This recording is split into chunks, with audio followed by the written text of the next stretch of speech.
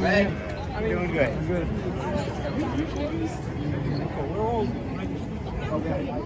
On that wall behind me are the names of 8 women. It took me many years and the help of 2 brother veterans to find those names and touch them on a pouring, rainy Veterans Day. Staff Sergeant Jason Carlew Hicks, Lance Corporal John Thomas Hicks Jr., First Lieutenant Darren Miguel Hidalgo. I'm Rick Olson from Carlisle, Pennsylvania. My unit was 366 TAC Fighter Wing, Da Nang, Vietnam, and I'm VFW commander in Carlisle, Pennsylvania on a 100-year-old VFW post. First, I was a bomb loader in Vietnam in Da Nang, and we were the alert crew. So we would load the three configurations of explosives, and depending on the need in the battlefield, they would scramble the right munitions to eradicate the enemy. And they'd come back many times for reload, put them back out there. So you had to be, you had to be the best to get those bombs loaded and save lives, and very proud. We were the gunfighters, 366 TAC Fighter gunfighters. It was the first F-4 Phantoms to shoot down a MiG with a 20mm Gatling gun hanging underneath it. And they were ineffective against the MiGs until someone suggested they use cannons. And it was the Vulcan cannon. And the Vulcan cannon was what all of a sudden we started getting aces out of Vietnam because of that. My name is James Legan Poss.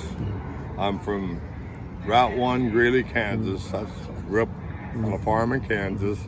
Couldn't get out of the war, so I took an extra year and I took aviation.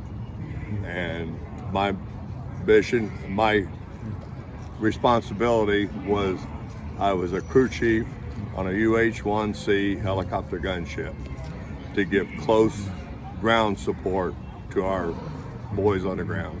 What were your responsibilities and duties when you were serving in Vietnam?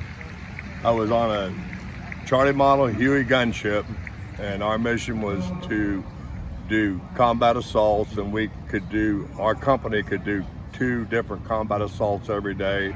The Charlie model gunship support the lift birds that would put the boys on the ground.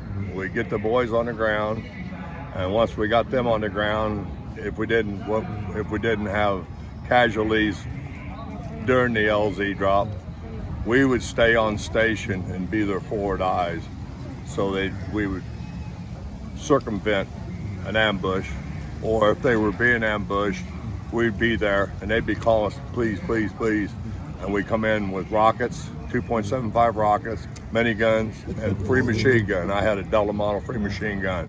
And the boys on the ground, after all these years, I'd come up and talk to them, and they go, I don't know how you guys could fly around up in them beer cans, because there's nothing to hide around. And I said, I look down at you guys and says, I'm glad I'm not there. And I see you've got some decorations here. Yes, sir. You've got your jump wings. Yes, I was 82nd Airborne before I went to Vietnam.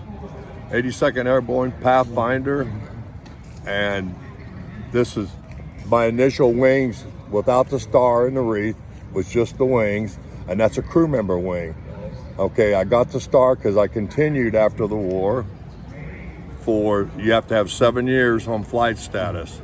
The wreath around that star, you have to have 15 years on flight status. When I retired, I had over 250 months on flight status. I transitioned to Chinook helicopter from this when I came back, and I worked for the Department of the Army as a civilian. And then I got caught up in the Second War. They actually pulled me back in for Desert Storm. So this is my Desert Storm uniform. I was wondering. Yeah, you can look through it. Yeah, you can. It's got wear and tear on it. Yes, sir. A little bit of wear and tear right there, if you don't mind me. Yes, sir. Recording. Yes, sir. Yeah, and you got your dog tags. Yeah, and this is 1st Aviation Brigade. That's my combat patch. Yeah. And then when I was activated for Desert Storm, this is Mother Rucker. That's a training brigade that where all the helicopter pilots are trained from.